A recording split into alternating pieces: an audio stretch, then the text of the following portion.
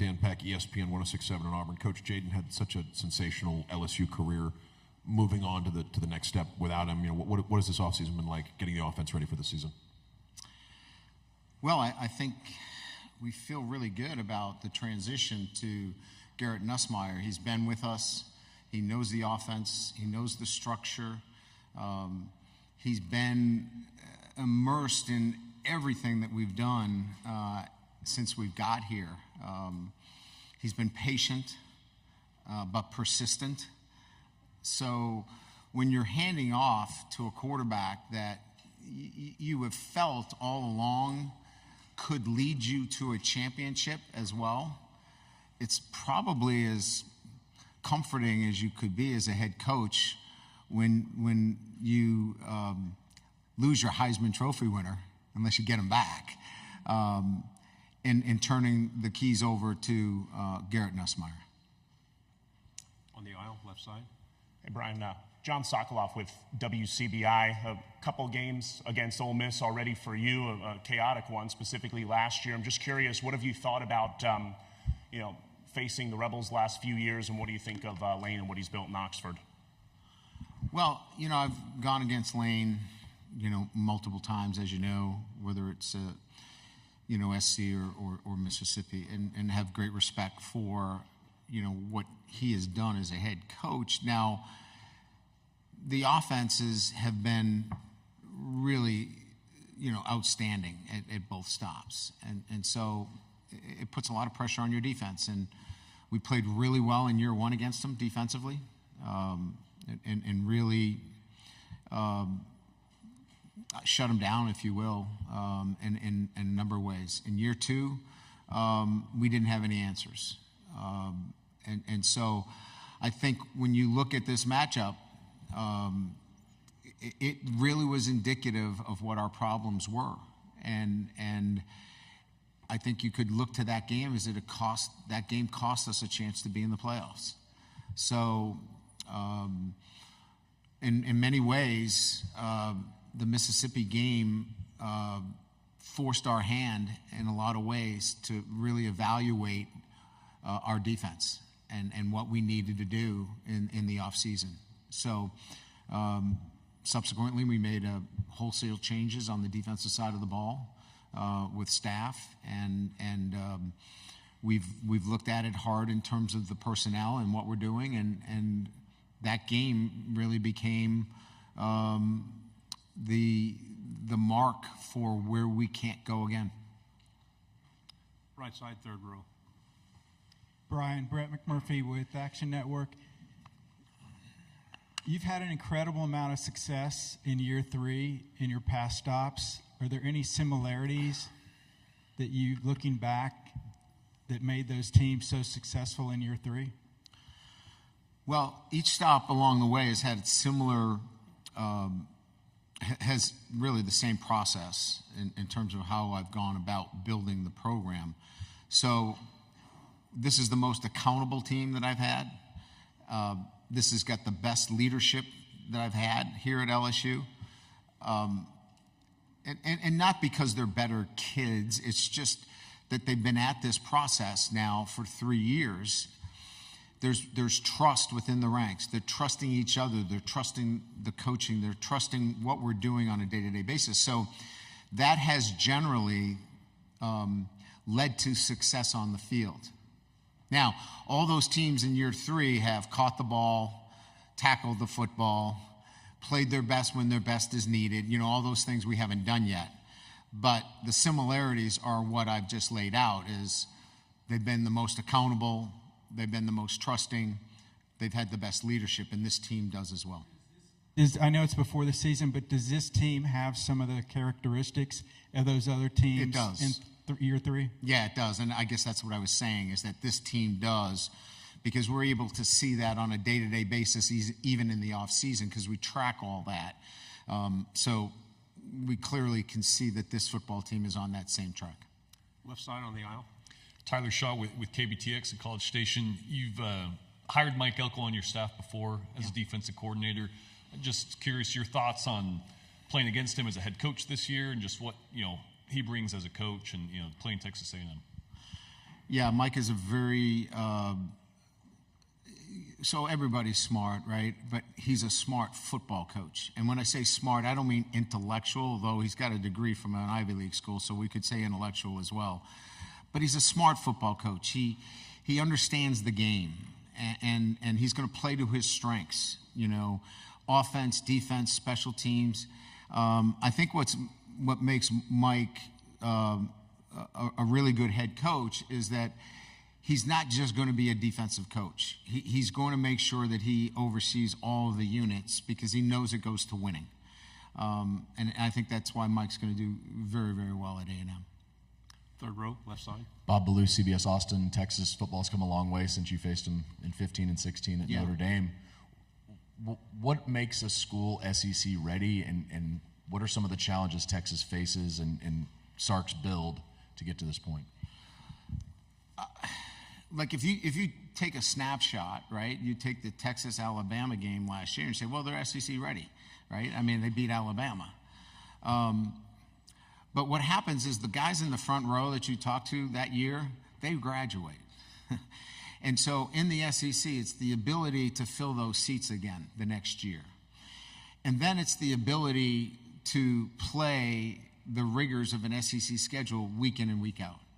So I think the medal is replacing those guys and then playing the rigors of that schedule week in and week out. So it's not just a snapshot in the SEC. It's really a long film. And if you can go through the rigors of an entire schedule, you're SEC ready. In the back on the right. Coach, you spoken on defense just a little bit ago. P.J. Woodland, one of your new talents. How has he impressed you, and really what made him so attractive coming out of Oak Grove High School? I think there's a couple of things. I mean, look, to play corner, you have to have, in my opinion, you have to have three things. One, you got to be able to play the ball down the field. There are many guys that, can be in man coverage, but the ball's in the air and they can't find it. The second thing is you got to be able to tackle. And he's a ferocious tackler. He loves to tackle the football. And finally, you got to play some man-to-man coverage. You got to be able to play on body, and you got to play man. And he could do those three things. Now, he was 157 pounds when we got him on campus, 159 pounds. So the physicality and getting stronger and all those things and kind of similar to what I was talking about the rigors of playing in the SEC, you got to be able to duplicate that week in and week out. So this is going to happen for him. It's just going to take a little time as his body physically develops. And when he physically develops, he's going to be a really good football player. Left side. Trevor Denton with Way 31. Kalen DeBoer joining the conference. You guys have kind of similar journeys, spending several years at the lower classifications of college football. How much in getting your first head coaching job at that level? How much respect do you have for someone that made that type of journey, and what does it really take to get from there to sitting here as an SEC head coach right now? We got to win. That's like a prerequisite. I think, what Kalen has done really well certainly is adapted, to whatever the situation is. And I think the adaptability to whatever his situation is allowed him to continue to progress. He's got a great offensive mind, but he's got and has built great relationships with his players. You can see that. You can see that there's a closeness that he's built. And look, at the end of the day, he's got to oversee an entire program. And so he's learned how to do the laundry. When you're at a small program, you got to know everything. You got to know, how the buses are managed. You got to know, how much money is going to be budgeted for the smallest of items. And when you know all those jobs, it's easier to hire the right people. And so he surrounded himself with good people. Second row. Coach Corey LeBounty, WNSP 105.5 in Mobile, Alabama, having the chance in your non-conference schedule to play the South Alabama Jaguars, led by Baton Rouge native Major Applewhite. Talk about that challenge in your non-conference. They're a challenging football team, and Major, obviously I have a great deal of respect for what he's accomplished. He's innovative on the offensive side of the ball. He's an accomplished head coach. He'll have his football team ready. That will be one of those games where, after you schedule it, you're like, could we have done something different here? It's going to be a challenging game where we'll have to be very well prepared to go against innovative offensive structure, and they've recruited well because of their defensive head coach and that was there. They had some really good defensive talent, so it'll be a challenging football game. On the aisle in the back. Coach Reese Van Haften, WATE in Knoxville. How hard is it to lose a guy like Lance Hurd, who was a top recruit, and you probably put a lot of effort into recruiting him? You don't want to lose anybody to your program that you've recruited, but there are times within your program that you present what the situation is, and if it's not agreeable to both sides, then you have to move on. And we wish him the best and hope that he has great success. He's a good kid, and he gets a chance to play at an SEC school that will give him a high profile and an opportunity to have great success. But sometimes it just doesn't work out. It doesn't mean that anybody is at fault as much as we hope that he has great success where he is. Jacques? Jacques Doucet, WAFB TV in Baton Rouge. I'm sorry, Coach. In the big room, you were talking about playing a game in Ireland. I know you've got some games with Clemson coming up, right? So when do you think that would fit? Do you have any idea what year and any idea on who you'd like to play in a game like that? Well, if we could cancel South Alabama and maybe go to Ireland. No, I'm kidding. Look, I would think anything that happens, relative to a international game, we'll have to make some adjustments in the schedule.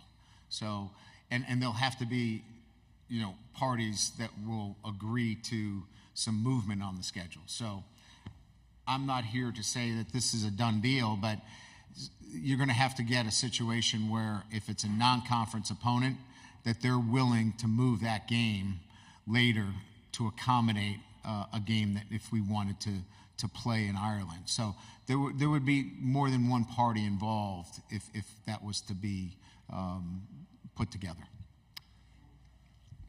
Let's go to the back here. Kennedy Wright with CBS 42. Coach, last season you kicked off the season against Florida State, which resulted in a loss. What is the game plan going into your first game of the season to ensure you come out with the win? Sure. Well, if I knew I could ensure a win, I probably would do it. I'm not going to, we're not going to change our preseason, ritual or program or, how we do things. I really like what we do. I think it's smart. I think it's safe. I think it takes into account the proper rest. So our football. Look, if I felt like when we played Florida State we were lethargic or tired or our legs looked like we were in mud, jumping offside or things like that, then I would make adjustments.